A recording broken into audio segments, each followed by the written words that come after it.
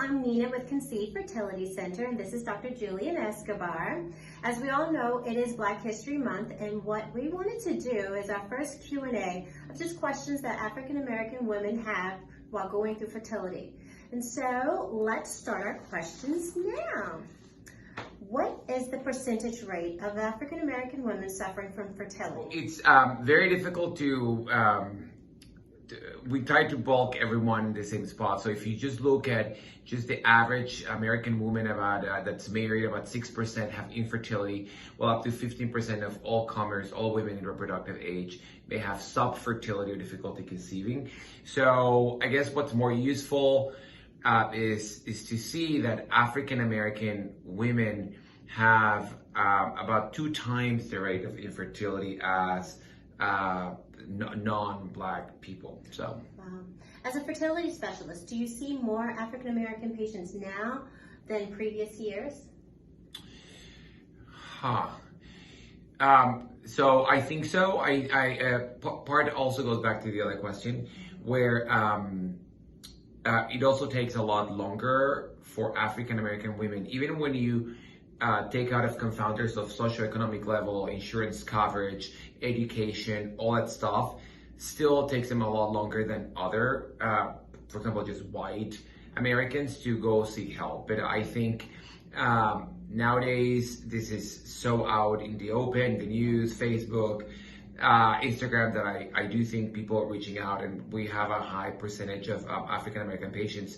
So I think, but also it may be deceiving because we are in a big metropolitan area. And so a big part of the African American population is going to be the southern United States, in places that are more rural, where they have more difficulties access to care.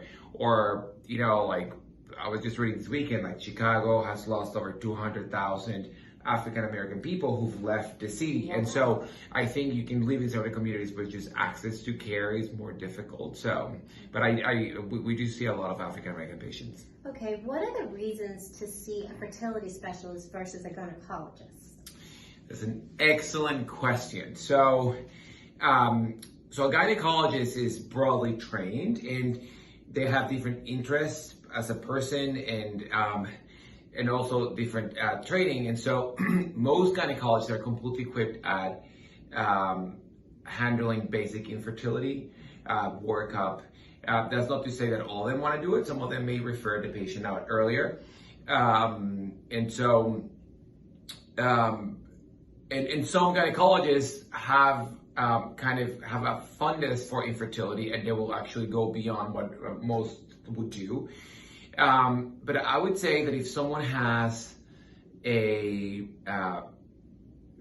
they have a gynecologist, approach your gynecologist first. Right. But if you do have a major fertility issue, then it's very reasonable to just go straight to a fertility doctor.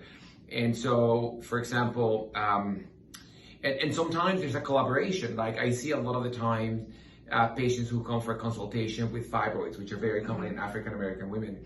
And so OBGYNs are completely trained at removing fibroids, but sometimes the patient has a high desire for fertility and fibroids in kind of a questionable location or questionable size.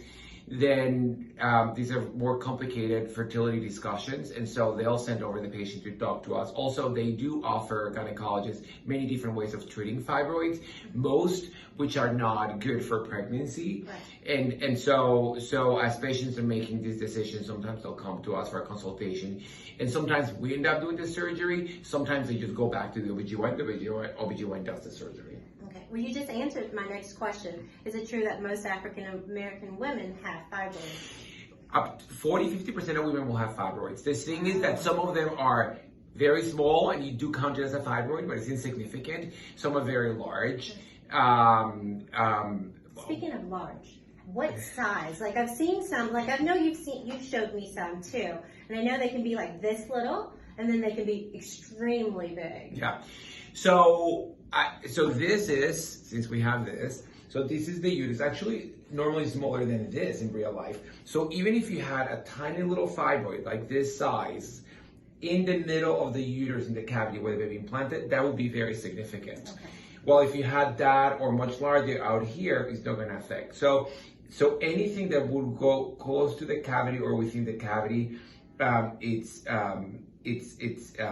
something we don't like as fertility doctors. Right. The other ones are less relevant. Usually, if a patient is going to do IVF, which is a huge investment, and they have fibroids, they're 4.5, 5.5 centimeters or bigger and not affecting the cavity, they're getting to the point that even though they're not affecting the cavity, they're big enough that you should consider removing them.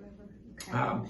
And with that, you have to compound because if you do a mammectomy, you end up with a C-section. So you don't want to do a mammectomy to prevent a C-section.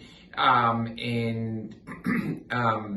mammectomies sometimes the patient may have bigger fibroids, but just a small one in here, but the bigger ones are not affecting the cavity. Sometimes just with minimally invasive surgery, we can go into the uterus and remove the tiny little one without doing a big surgery and avoiding those. And so I think you have to just take it all together and then make a decision for the patient. Also, you don't want to do a mammectomy and then wait 2 years to get pregnant, because by then you'll have more fibroids that have grown. Right. So kind of want to do it strategically. Also, you cannot do a mammectomy and get pregnant right away. You need at least 3 months of healing.